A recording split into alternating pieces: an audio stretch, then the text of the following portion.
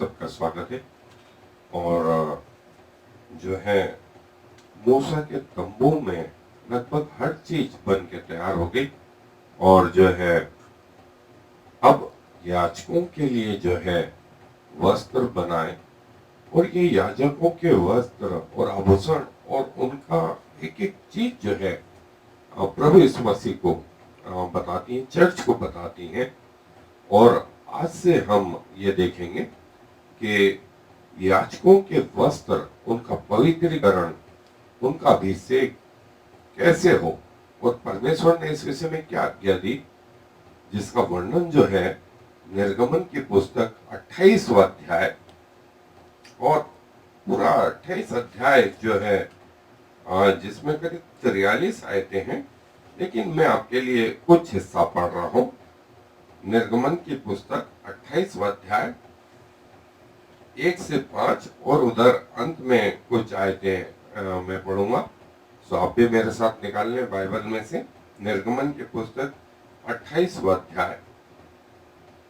फिर तू इजराइलियों में से अपने भाई हारून और नादाब, अबीहू, एलियाजर और इतामार नाम उसके पुत्रों को उसकी अपने समीप ले आना कि वे मेरे लिए याजक का काम करें। और तू अपने भाई हारून के लिए विभव और शोभा के निमित्त पवित्र वस्त्र बनवाना। और जितनों की हृदय में बुद्धि है, जिनको मैंने बुद्धि देने वाली आत्मा से परिपूर्ण किया है, उनको तो हारून के वस्त्र बनाने की आज्ञा दे कि वो मेरे निमित्त याजक का काम करने के लिए पवित्र बने। और जो वस्त्र उन्हें बनाने होंगे वे ये हैं, अर्थात सोनाबंद और एपोद और जामा, 4 खाने का अंगरखा, पुरोहित का टोप और कमरबंद।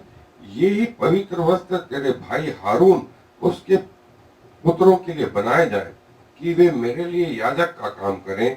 और वे सोने और नीले और बैंजनी और लाल रंग का और सूक्ष्म सनी का कपड़ा लें। और पद 40 से जो है मैं पढ़ रहा हूं आगे। फिर हारून के पुत्रों के लिए भी अंगरखे और कमरबंद और टोपियां बनवाना। ये वस्त्र भी विभव और शोभा के लिए बने। अपने भाई हारून और उसके पुत्रों को यही सब वस्त्र पहना कर उनका अभिषेक और संस्कार करना और उन्हें पवित्र करना कि वे मेरे लिए याजक का काम करें। और उनके लिए सनी के कपड़े की जांघियां बनवाना, जिनसे उनका तन ढपा रहे, वे कमर से जांघ तक की हों। और जब जब हारून व उसके पुत्र मिलाप वाले तंबू में प्रवेश करें, वह पवित्र स्थान में सेवा टहल करने को वेदी के पास जाएं, तब तब वे उन जांघियों को पहने रहें, न हो कि वे पापी ठहरें और मर जाएं। यह हारून के लिए और उसके बाद उसके वंश के लिए भी सदा की विधि ठहरे। और जो है हम इसे थोड़ा थोड़ा करके देखेंगे कि ये वस्त्र जो है कैसे जो है याजकों के लिए बनाए तो गए, लेकिन ये प्रभु यीशु मसीह के प्रकटीकरण को बताते हैं। सो आए मेरे साथ हम अपने अध्ययन पे चले। और जैसा मैंने कहा कि महायाजकों और याजकों का जो वस्त्र है, वो वस्त्र एक अपने आप में अलग महत्व लिए हुए हैं। वो दिखने के साधारण वस्त्र थे, लेकिन उनके पीछे जो है गहरा रहस्य छुपा हुआ था, भेद छुपा हुआ था। और वो भेद जो है, इसलिए बोलूंगा भेद, कि आने वाले समय में कलीसिया में न सिर्फ प्रभु यीशु मसीह हमारा महायाजक होके आया, लेकिन हमें याजक का पद भी दिया। जैसे प्रकाशित वाक्य की पुस्तक जो है उसका पहला अध्याय 5-6 आयत में लिखा है, हमें याजक बनाया। फिर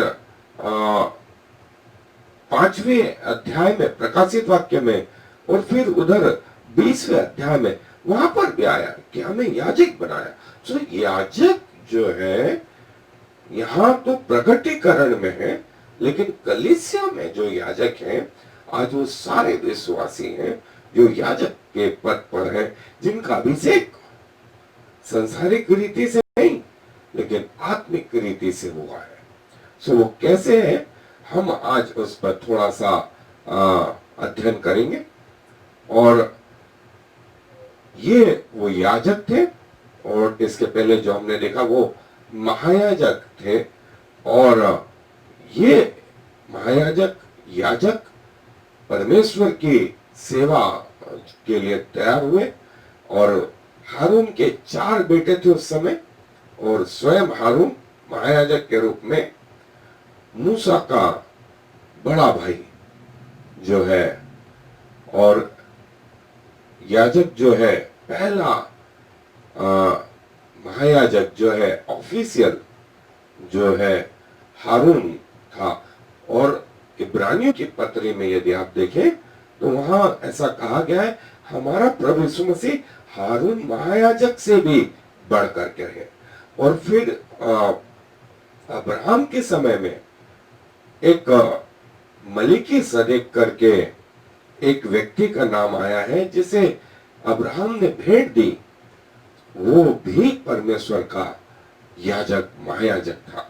सो इब्रानियों के पत्र में कहा है कि प्रभु यीशु मसीह उस समय में जब व्यवस्था नहीं थी, जब मूसा का तंबू नहीं था और मलिकी सदेक एक याजक था, उससे भी बढ़कर है। और जब तंबू बना तो हारून से भी बढ़कर के हमारा प्रभु यीशु मसीह, और कलीसिया में तो उसने हम सबको याजक बनाया। सो ये पद इतना महत्वपूर्ण था। और ये वो 12 पत्थर 12 गोत्र। एक और महत्वपूर्ण चीज मैं आपको बताऊंगा कि उत्पत्ति की पुस्तक में परमेश्वर ने याकूब को 12 बेटे दिए। 12 बेटों के पीछे जो है परमेश्वर का रहस्य ये था, प्रकाशित वाक्य में जो है 12 नेवे जो है 12 गोत्रों के नाम पे थी, और एक एक गोत्र का एक एक पत्थर था। सो याकूब के 12 बेटे जो 12 कुल के पिता थे, जो है आगे जाके इजराइल के 12 गोत्र, और हर गोत्र का अपना एक कलर, एक झंडा था। और वो कलर जो है याजक इस चौखट्टी सीने पर रखी जाने वाली पट्टी के ऊपर परमेश्वर के अनुसार ये पहनता था। अब परमेश्वर की महानता को देखिए आप, कहा जो है बाइबल में उत्पत्ति की पुस्तक और कहा प्रकाशित वाक्य की पुस्तक। सो हमें ऐसा लगता है कि परमेश्वर ने इन्हें अनायास बनाया, मैं बोलूंगा नहीं। इसके पहले की पृथ्वी बनती परमेश्वर के जहन में यह था। इसीलिए परमेश्वर ने जब मूसा को तंबू बनाने के लिए कहा तो कहा जैसा तुझे दिखाया गया, जैसा तुझे स्वर्ग में दिखाया गया, जैसा तुझे आत्मिक रीति से दिखाया गया वैसा बनाना। और प्रकाशित वाक्य में कहा कि परमेश्वर का तंबू, उसकी वाचा का संदूक दिखाई दिया स्वर्ग में, प्रकाशित वाक्य में। सो परमेश्वर ने कोई भी चीज अनायास आकस्मिक परिस्थितिवश बनाई नहीं। परमेश्वर के जहन में तब से जब से वो पृथ्वी भी न बनी थी। और देखें उचित समय पे, अब जैसे 12 हमें पत्थर दिखाई देते हैं यहाँ, लेकिन परमेश्वर के जहन में 12 पत्थर पृथ्वी के अंत में नए यरूशलेम में, और इसकी शुरुआत वहां से हो गई, उत्पत्ति से ही हो गई। और ये वो अंगरखा जो शोल्डर हाइट, कंधों से लगा करके नीचे तक था, ये बेल्ट था, और सफेद सूक्ष्म सनी नीले रंग, लाल रंग, और जो है बुना हुआ कपड़े के रूप में ये टोप थी। इस टोप में जो है ये सूक्ष्म सनी के टोप, इस पे ये सोने की पट्टी लगी हुई थी, क्राउन था, और एक ये नीली पट्टी थी। सो जो है वो क्या बताती थी, और महायाजक याजक लोग इसे पहन करके परमेश्वर की सेवा करते थे। और जैसा मैंने बताया कमरबंद जो है वो उनके, और ये याजक लोग परमेश्वर के भवन में परमेश्वर की सेवा करने के लिए तैयार हुए।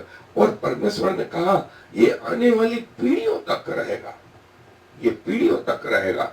आज हम जो है परमेश्वर के उस पृथ्वी के भवन में जो है नहीं, तो परमेश्वर ने पहले से कहा तुम्हारा शरीर मेरा मंदिर होगा। सो कलीसिया में हमारा शरीर अब परमेश्वर का मंदिर, और इसके रखवाले कौन, इसकी सेवा करने वाले कौन, हम खुद, जिसे परमेश्वर ने याजक कहा। सो देखिए परमेश्वर ने न सिर्फ पुराने नियम में पर नए नियम में भी अपनी इस व्यवस्था को जारी रखा। इसीलिए ये महत्वपूर्ण है। वस्त्र, उनके संस्कार, उनका अभिषेक, उनकी रीति रिवाज, और इनके ये पांव के नीचे एक एक अनार और इनके बीच में घंटियां, ये पूरे चारों ओर थी, ये पूरे चारों ओर थी। सो श्वेत वस्त्र के ऊपर ये नीला वस्त्र, और फिर ये जैसे मैंने बताया घंटियां और अनार, घंटियां और अनार, ये इनके क्या महत्व थे, ये क्या प्रकट करते थे, हम देखेंगे। और ये पूरा एपोद बोलते थे। इस सफेद वस्त्र सबसे अंदर, उसके ऊपर नीला वस्त्र, और इसके ऊपर ये एपोद, और इस यहां पर जो है चेस्ट पीस होता था, जो है जिसमें ये 12 नाम के 12 पत्थर थे। और ये दो पत्थरों पर जो है जो शोल्डर पे, कंधों पर थे, एक पत्थर पे 6 कुलों के नाम, गोत्रों के नाम, दूसरे पत्थर पर 6 कुलों के नाम, ऐसे टोटल 12 पत्थर। और ये जो है ये वो 6 गोत्र के नाम, 6 गोत्र के नाम इधर, टोटल 12।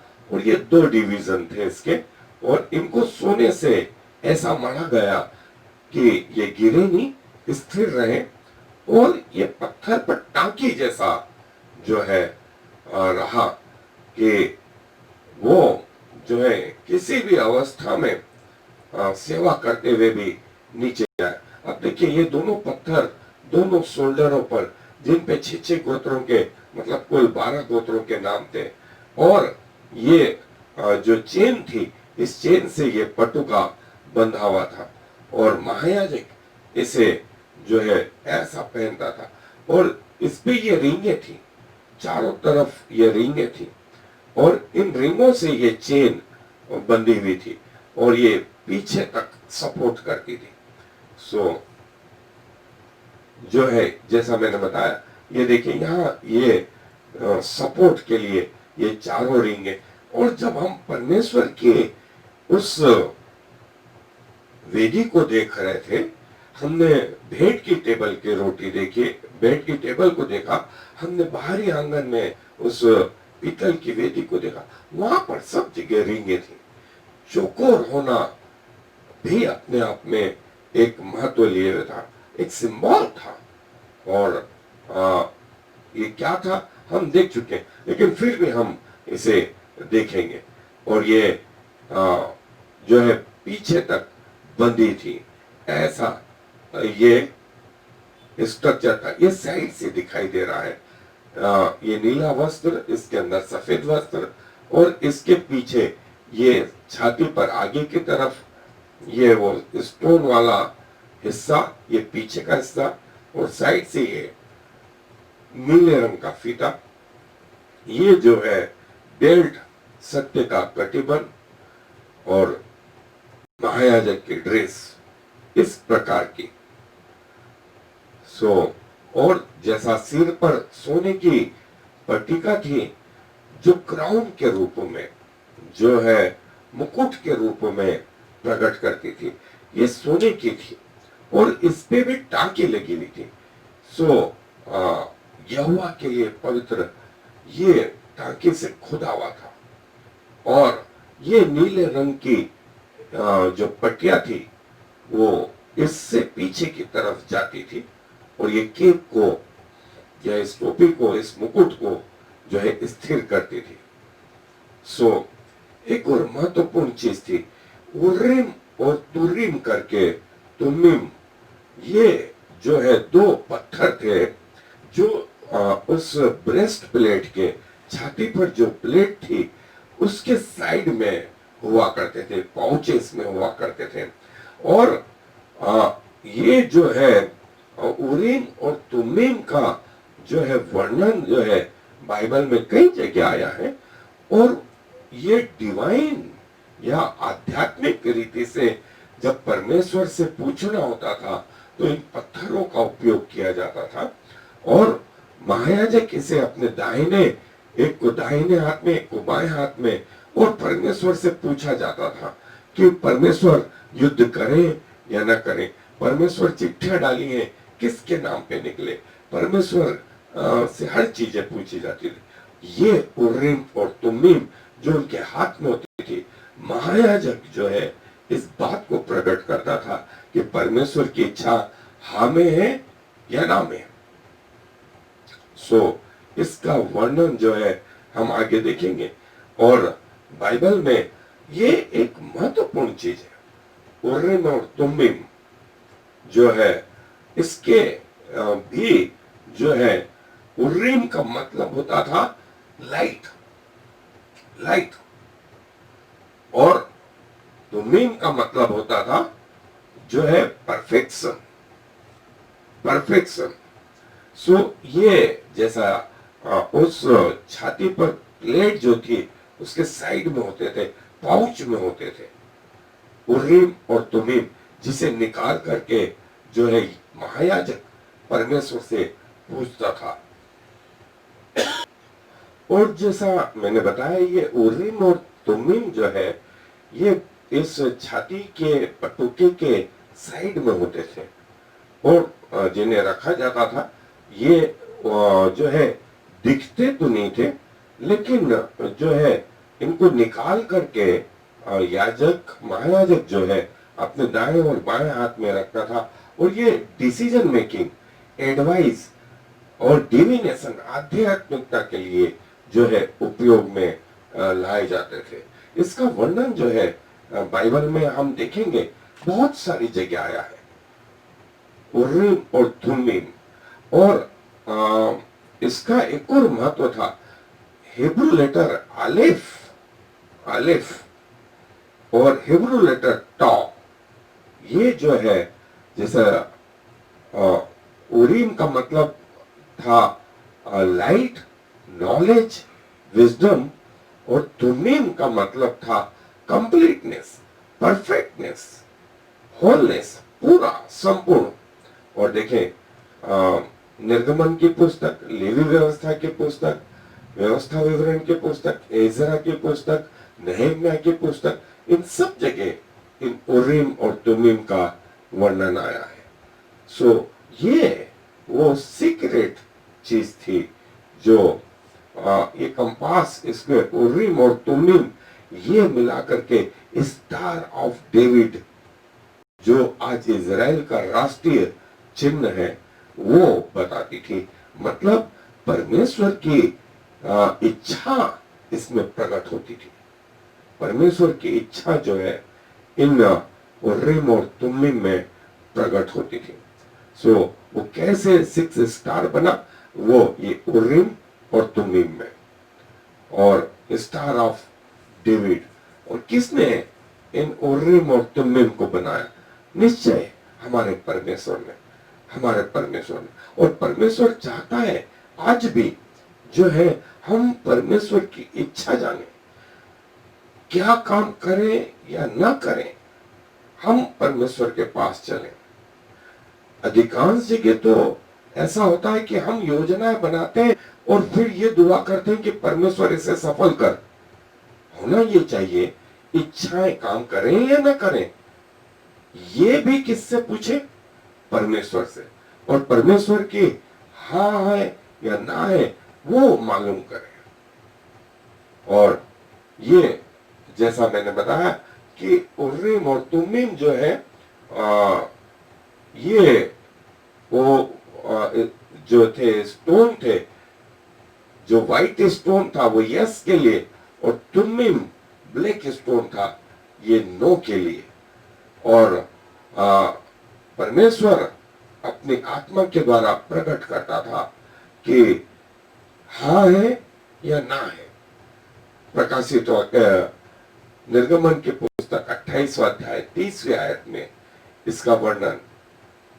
और जो है जैसा काला और सफेद स्टोन उर्रीम और तुमीम, उर्रीम और तुमीम जो है महायाजक के उसमें एक महत्वपूर्ण। और ये एफोद जो है जो नीले रंग का था, ये नीला रंग जो है परमेश्वर के स्वर्ग को बताता। और इसके नीचे जो है वो मैंने बताया अनार और घंटियां। वो अनार और घंटियां जो है ये बताती थी कि याजक जीवित है, और जब वो चलता था तो वो आवाज आती थी। और वो जो है यदि इसकी आवाज नहीं आए तो समझ जाते थे कि महायाजक की मृत्यु हो गई है। इसलिए इसकी आवाज आती रहनी चाहिए थी।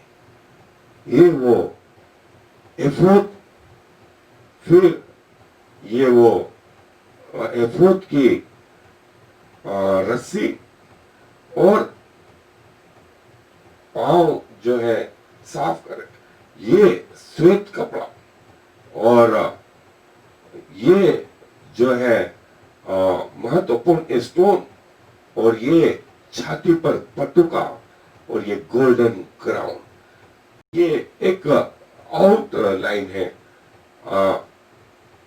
जो है शोल्डर पीसेस। उर्रीम और तुमीम जैसा हमने देखा कि यहाँ इस ब्रेस्ट प्लेट के जो है पाउच होता था उसमें होते थे। और ये जो 12 पत्थर जो 12 गोत्रों के अनुसार थे। और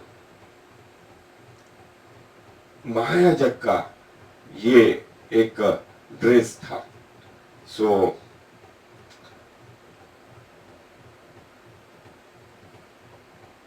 महायाजक का यह ड्रेस, और परमेश्वर के सामने जो है वो सारे समाज का, सारे लोगों का प्रतिनिधित्व करता था। इसलिए ये महत्वपूर्ण था। और ये पुराने समय में प्रगटीकरण जो है ये प्रभु यीशु मसीह को बताता था जो आने वाले हैं। इन महायाजकों से सर्वश्रेष्ठ, महायाजकों से सर्वश्रेष्ठ थे। और जो है हमारे प्रभु यीशु मसीह को जो है उसकी बहुत सारी चीजें जो है प्रकाशित वाक्य में, उसके बाल श्वेत ऊन वरन पालिक कैसे उज्जवल थे, उसकी आंखें आग की ज्वाला की नाई थी, उसका मुंह ऐसा चमक रहा था जैसे सूर्य घड़ी दोपहर में चमकता है, उसके पांव उत्तम पीतल से झलकाए हुए जैसे थे, उसके दाहिने हाथ में 7 तारे, और उसके मुंह से चोखी दोधारी तलवार छाती पर पटुका बांधे हुए था। और सारा जो है ये जो प्रगटीकरण है वो हमारे प्रभु यीशु मसीह, लेकिन दिव्य रूप से, दिव्य रूप से। सो ये वो महायाजक, और साइड में ये खड़े हुए याजक,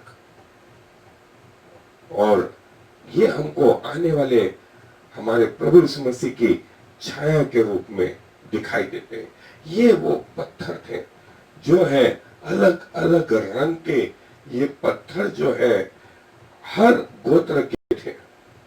सो 4 लाइनें जो थी वो 4 लाइनें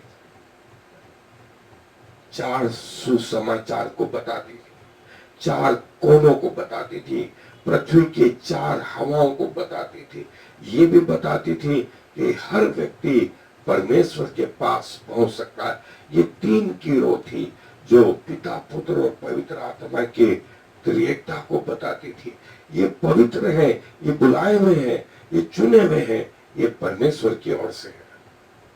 और ये वो पत्थर, और मैंने बताया कि इन पत्थरों का महत्व जो है प्रकाशित वाक्य में, वो जो चौकोर नया यरूशलेम था जो पृथ्वी पर उतर रहा था स्वर्ग से, उसमें जो 12 नेवे थी, उन 12 पत्थरों के जो कलर थे वो इन 12 गोत्रों के अनुसार थे। ये चौकोर होना नए यरूशलेम का प्रकटीकरण था। और ये वो 12 पत्थर,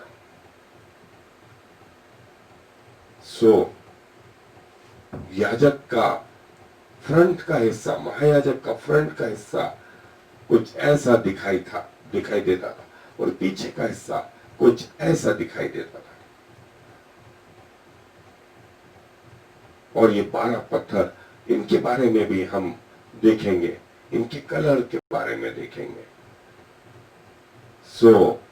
जो है एक एक चीज का जो है हम डिटेल अब जो है देखने जा रहे हैं। और प्रभु ने कहा कि हारून और तेरे भाई का और उसके बच्चों का इज़राइल का याजक और महायाजक होने के लिए अभिषेक कर। और ये याजक होना, ये जो है कोई बर्डन नहीं है, ये हमारा सौभाग्य है। परमेश्वर की आराधना करना परमेश्वर पर एहसान करना नहीं है, ऐसा कई लोग समझते हैं कि यदि मैं सुसमाचार सुना रहा हूं तो ये परमेश्वर पे एहसान कर रहा हूं, यदि मैं सुसमाचार नहीं सुनाऊं तो परमेश्वर का सुसमाचार सुनाना या सुनना बंद हो जाएगा।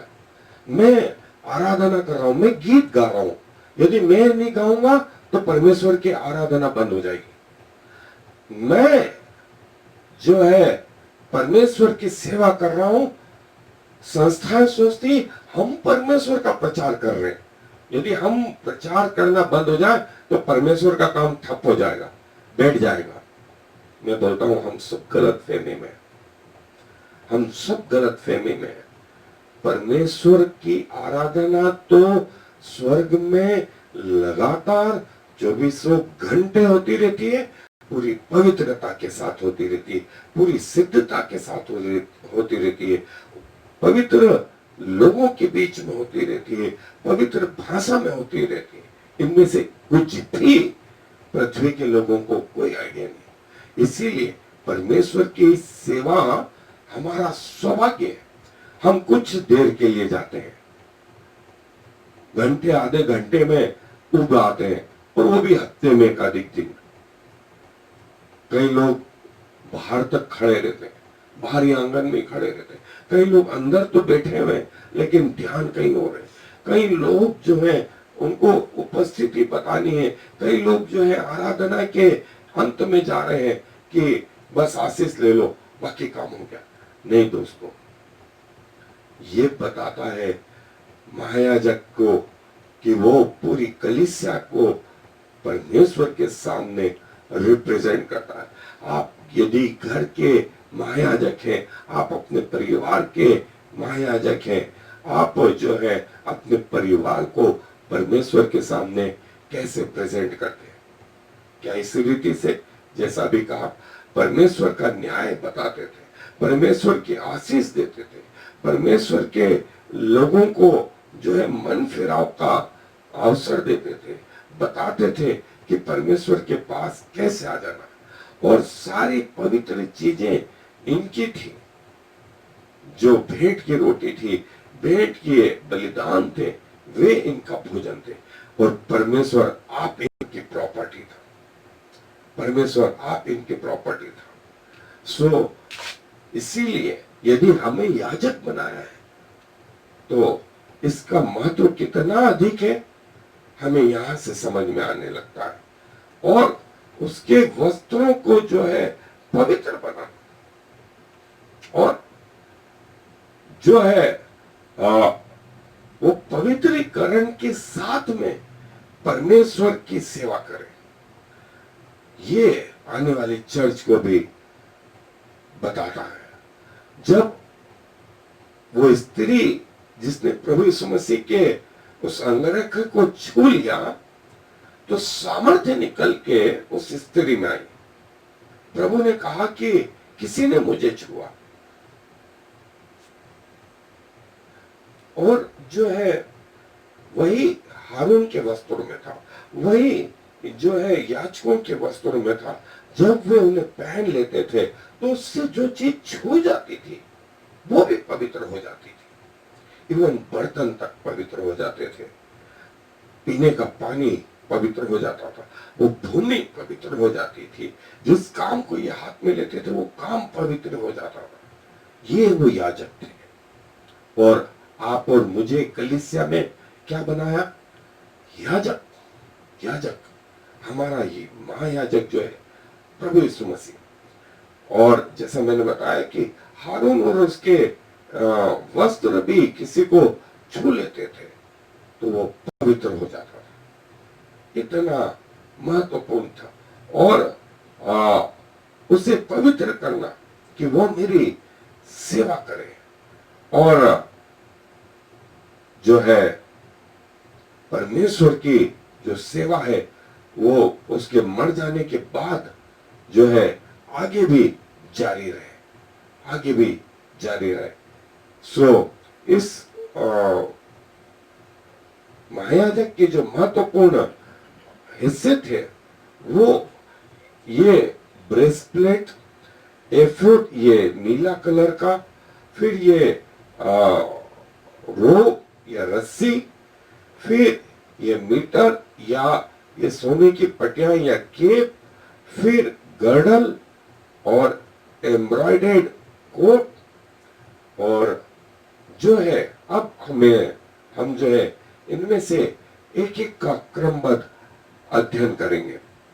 और एफोद जो है ये सोने का, नीले रंग का, बैंगनी कलर का, लाल कलर का और श्वेत कलर का फाइन लिनन हो। इनमें से हर चीज क्या बताती थी, जिसका वर्णन जो है निर्गमन की पुस्तक में जो आया है।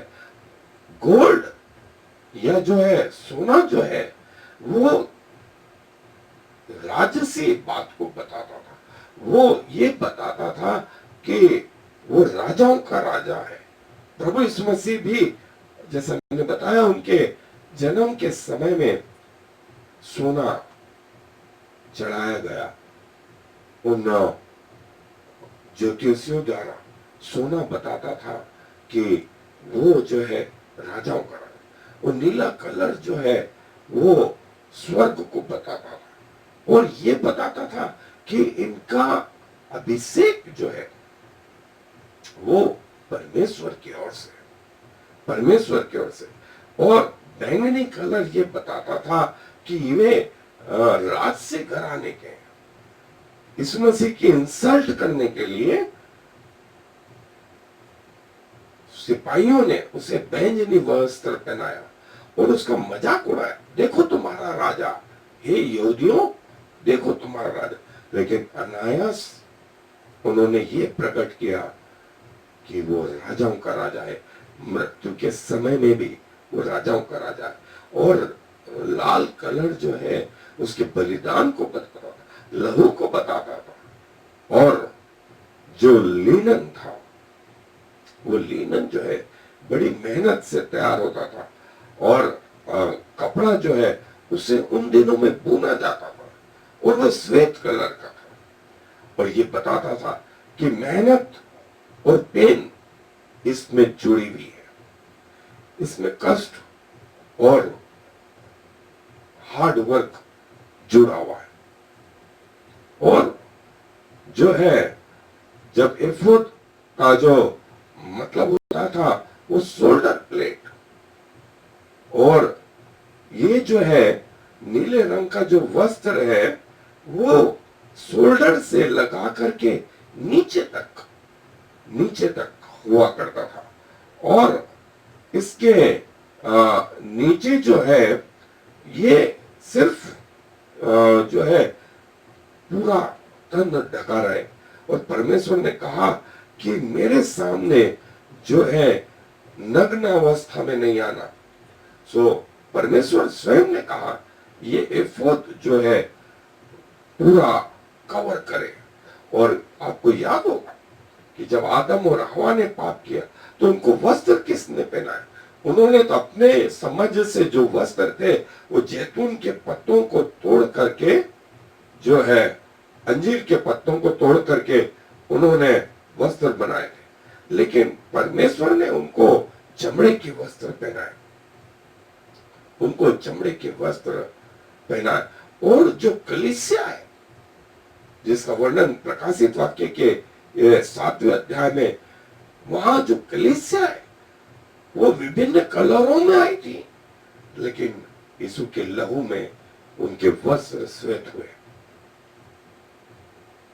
और वो श्वेत वस्त्र हमें जो है पहनाए जाए। और जो है 2 शोल्डर प्लेट जो है वो दोनों तरफ हो। और 2 तरफ जो है क्या बताती? नंबर 2 जो है ना विश्वासियों को बताता है, नंबर 2 पुराने नियम और नए नियम को भी बताता है। और जो ये नीले रंग का एफोद था ये 1 पीस था, आगे और पीछे से वो एक जैसा था। और उसके लिए जो बीच में होल था उसमें से सिर डाला जाता था। ये क्या बताता था? ये बताता था बैलेंस को बताता था। और जो है बैलेंस जो है ऊपर से नीचे तक। और इसके ऊपर फिर जो है दूसरे कपड़े जो है पहने जाते थे। और इसके ऊपर जो दोनों जो शोल्डर है, कंधे हैं, उनके ऊपर 6 नाम का एक पत्थर और दूसरे जो है 6 नाम का दूसरा पत्थर। और जो है इनको जो है सोने के, जैसा हमने देखा था, वो सोने के जो पत्थर थे उन पत्थरों के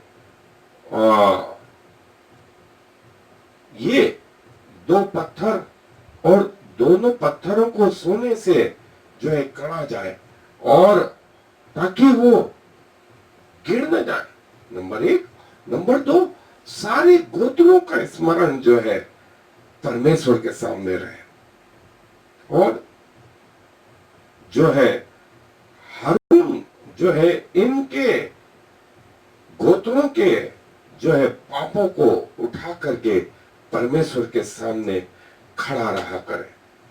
और स्वयं के पाप के लिए और गोत्रों के पाप के लिए भी जो है परमेश्वर के सामने जो है बलिदान चढ़ाया करे। और ये प्रभु यीशु मसीह की उस बात को बताते हैं कि प्रभु यीशु मसीह हमारा स्मरण करके जो है वहां पर पिता के सामने गए। और पिता हमें प्रभु यीशु मसीह के कारण याद करता है, स्मरण करते हैं। हमें कोई योग्यता नहीं है। और गोल्ड जो है प्योरिटी को, पवित्रता को बताता है। और ये जो पत्थर है ये इसमें फिक्स रहे। और ये के पत्थर जो है हमेशा परमेश्वर के संपर्क में रहे। और बाइबल में जो है पत्थर जो है बहुत सारी जगह बताए गए हैं। जिस पत्थर को राजमिस्त्रियों ने, अनुभवी लोगों ने, परफेक्ट लोगों ने जो है तुच्छ समझा, परमेश्वर ने उसे कोने का सिरा बना दिया, कोने का पत्थर बना दिया। और वो कोने का पत्थर कोई और नहीं, वो हमारा प्रभु यीशु मसीह, हमारा प्रभु यीशु मसीह। और ये जो पत्थर है इससे जो है 2 चेनें जो है वो जुड़ी हुई हो। और वो चेनें जो है एक दूसरे से, ये जो चेन है ये गुथी हुई चेन हो, वो बताता है यूनिटी इन डाइवर्सिटी। पुराने नियम और नए नियम में कोई ऊंचा नीचा नहीं, सब परमेश्वर में एक है। और पौलुस ने इस बात को फिर स्पष्ट किया, अब कोई यहूदी नहीं, अब कोई गैर यहूदी नहीं, कोई अधिकारी नहीं, कोई दास नहीं, सब एक जैसे हैं। ये चेन जो है, इसका गुथा होना ये बताता है, ये बताता है। और कि हम सब परमेश्वर में गुथे हुए, और ये गुथावाना और क्या बताता कि हम एक अलगाव का जीवन जी, दूसरों के साथ नहीं जुड़े, संसार के साथ नहीं जुड़े, और जुड़े तो आत्मिकता से जुड़े। परमेश्वर ने, प्रभु यीशु मसीह ने दो दो करके अपने चेलों को भेजा कि यदि उनमें से एक गिर जाए तो दूसरा उसे संभाल ले। और ये चेन जो है इन पत्थरों को संभालती थी। और फिर जो है छाती की जो है प्लेट जो है वो बनाई जाए, और उसको बुना हुआ बनाया, और उसको सोने और नीले और बैंगनी और लाल रंग के और जो है सूक्ष्म सनी के कपड़ों से ऐसा बनाना कि वो चौखट्टा रहे, उसको डबल बनाना, उसकी लंबाई और चौड़ाई बराबर रहे। जो है ये वो ब्रेस्ट प्लेट जो है छाती पर जो पटुका है उसके लिए कहा गया है। और हमने देखा था कि ये चार कलर जो है, नीला कलर, बैंगनी कलर, लाल कलर, सफेद कलर, ये जो है जजमेंट के अलावा चारों सुसमाचार को भी बताते। और नए नियम चर्च को, उसके पवित्रता को बताते। और धार्मिकता के यदि जो है इफिसियों 6 में उन सैनिकों को कहा गया है, उद्धार का तो धार्मिकता की झिलम। और धार्मिकता की झिलम मतलब जो है वो ये कि जो व्यक्ति मृत्यु तक परमेश्वर के प्रति वफादार है, उसको धार्मिकता की जो है उपाधि दी गई। सो ये 1-2 वर्ष का सवाल नहीं, 10-20 साल का सवाल भी नहीं, अपनी मृत्यु तक परमेश्वर के प्रति वफादार है। और जो है एफोद के ऊपर ये जो है ब्रेस्ट प्लेट, छाती का पटुका बांधा जाए, और जिससे एफोद बना था उसी से ये पटुका भी बनाया जाए, और ये स्क्वायर चौखट्टी जो है बनाई जाए। और हमने देखा था कि स्क्वायर जो है चौखट्टा जो है जिसकी लंबाई चौड़ाई बराबर है, बाहरी आंगन में वो वेदी जो थी पीतल की वो भी चौखट्टी थी। जो है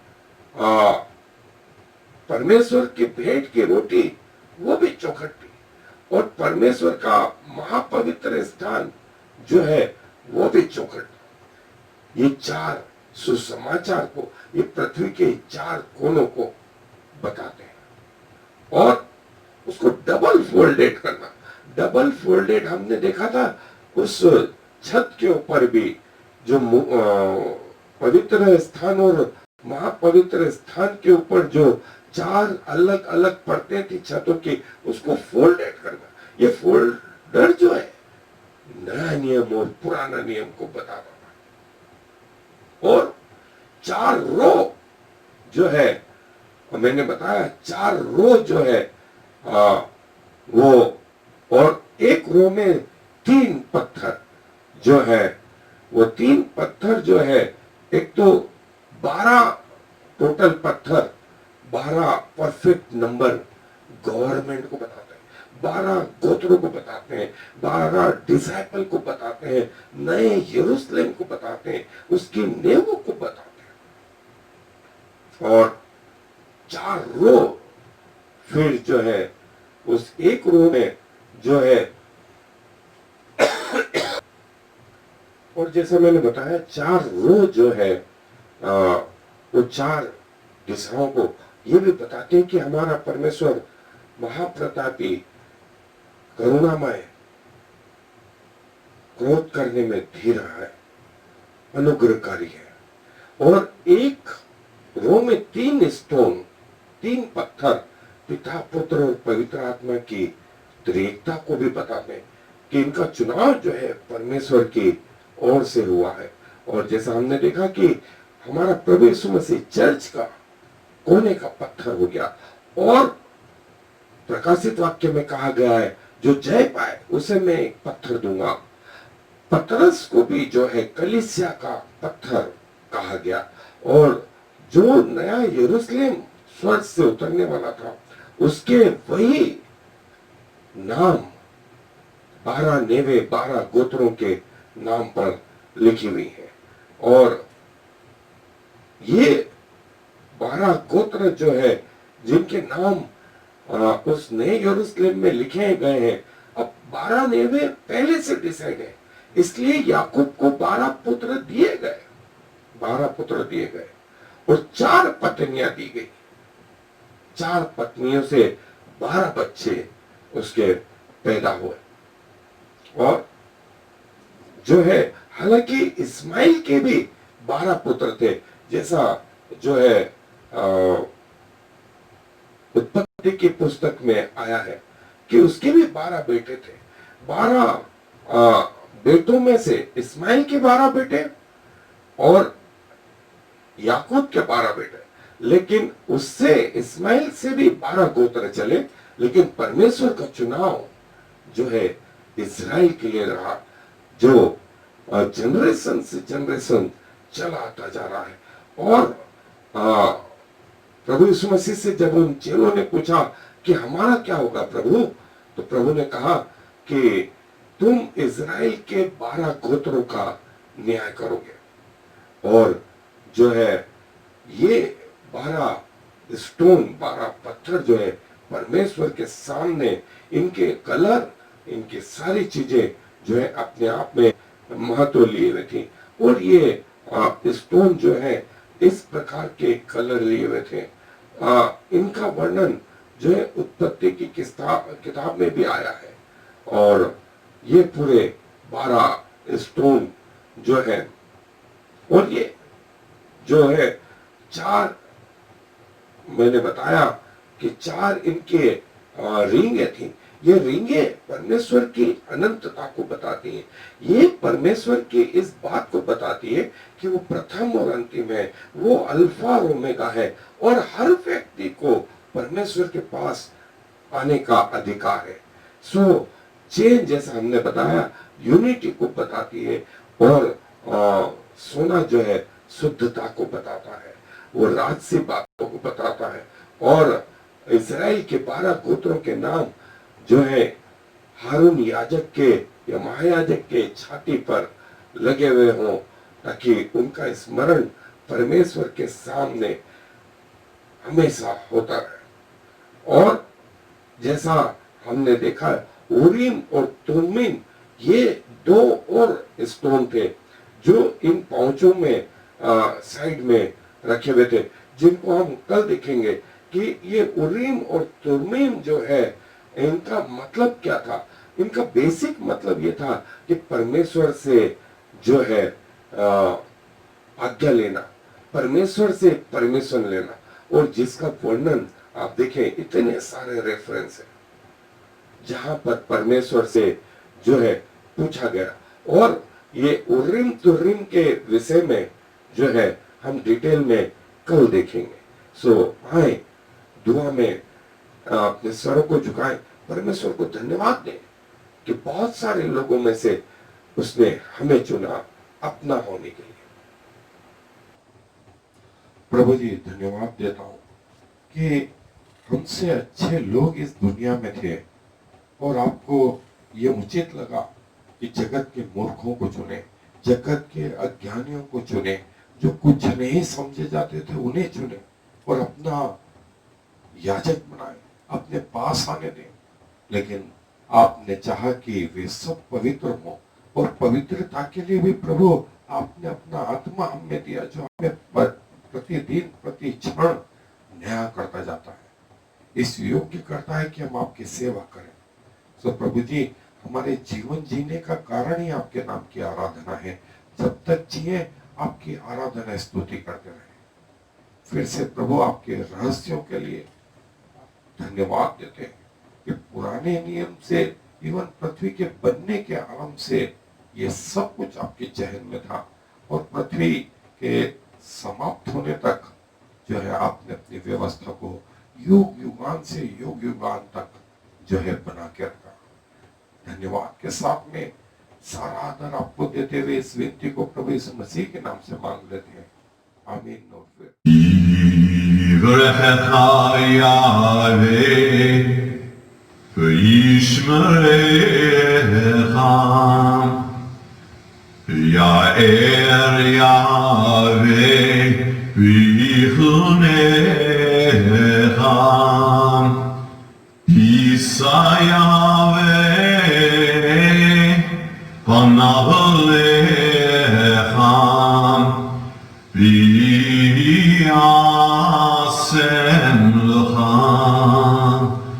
Shalom. May the Lord bless you and protect you. May the Lord smile on you and be gracious to you. May the Lord show you his favor and give you his peace.